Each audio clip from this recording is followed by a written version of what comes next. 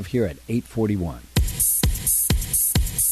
Workforce Wednesday, a snapshot of local employer resource information, is brought to you by the Workforce Development Board of Ventura County, bringing people and opportunities together. And welcome back to Workforce Wednesday, a monthly broadcast from the Workforce Development Board of Ventura County. Over the past 2 years, the state of California has awarded Ventura County school districts more than $35 million in special grants to build regional career pathways.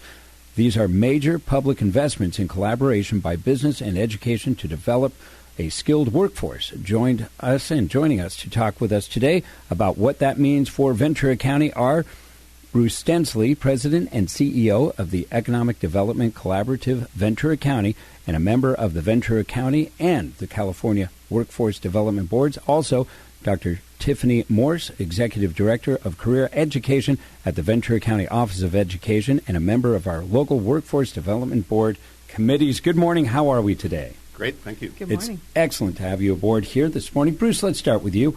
What is the economic strategy behind California's targeted investment in building regional career pathways? So the strategy is based on the reality that California's competitiveness is built on the skills of its labor, the productivity of its workforce. We see that at risk, though, because we see a lot of employers in Ventura County and around the state are not able to find the skilled workers they need. Career pathways are the strategy in response to that in a couple of different ways. One, it responds to both kids and businesses demonstrating the relevance of work. It's not only good for all kids, it's especially good for the kids who are looking for jobs in those skills that require apprenticeships, skill certifications, AA degrees, that kind of thing. Isn't it interesting? One side there is no work, and the other side there is no workers. So we have to get them trained to be prepared for it. So we need to do better at preparing them, absolutely, and this is part of the solution. All right, Tiffany, good morning. And talking about a career pathway, what is it? And give us an example if you could. So career pathways are really just a series of opportunities for kids, both classes and enrichment opportunities that prepare students for careers in specific industries. So whether kids go to college or not, everyone is ultimately going to have a career. So it's really focusing on that career development from middle school through high school, community college, and other training opportunities for students. So at the high school, that really looks like taking those electives that you used to know, like wood shop and auto shop, and revamping them with a career focus. So we take that wood shop class and we turn it into building and construction, and a series of classes in building and construction that might include blueprint reading. We take the auto shop class and we turn it into automotive technologies and training. So students are really preparing to be automotive technicians. They get an industry certification. They go work in an internship. So it's about connecting programs from the middle school through the high school. And the thing that's unique about Pathways, as Bruce was saying, it's really driven by the local needs of businesses and the economic needs so that we can have a skilled workforce in those areas that are really growing where we need talented workers. So that might include cybersecurity, engineering, unmanned aerial vehicles, advanced manufacturing. It's really putting those programs into high schools, middle schools, and community colleges. See, when I was a kid, if they would have just told me in algebra and geometry that I could be able to lay pavers in my backyard if I just learned this, that would have been a good way to apply that for my little brain back then. Not that it grew much, but demonstration and also having a goal, having a project, and having an outcome. I think that really helps people as opposed to just throwing the alphabet into math. That was really irritating. Tiffany, let's stay with you. School districts, community colleges, and universities are known for their independence. How are Ventura County educators working together to grow career pathways across this region? That's a really good question, and I'll tell you, we don't have this entirely figured out. This is a question that plagues education everywhere, but we think that one of the really important steps is creating opportunities for those folks to all work together and to spend time together. It seems like that's a very simple solution, but there really is no mechanism for community college faculty and middle school faculty to meet or university folks to meet with high school faculty. So we've done a really good job of this, particularly in like our unmanned aerial vehicle pathway, drones. We had a summer camp where faculty came together from middle school, high school, community college, and they all worked on developing a class together. We have an unmanned aerial vehicle class for high school students that's held at Channel Islands University. And that's led to research opportunities. They were just using the UAVs recently to track whale migration. So really spending time together to build and collaborate in these pathway opportunities is important. And we were just talking about a drone racing league, that they're putting this into a NASCAR with drones. So other applications for fun and also for education and research are being used. Bruce, back to you. How and why are local employers helping to support the development of career pathways here in Ventura County?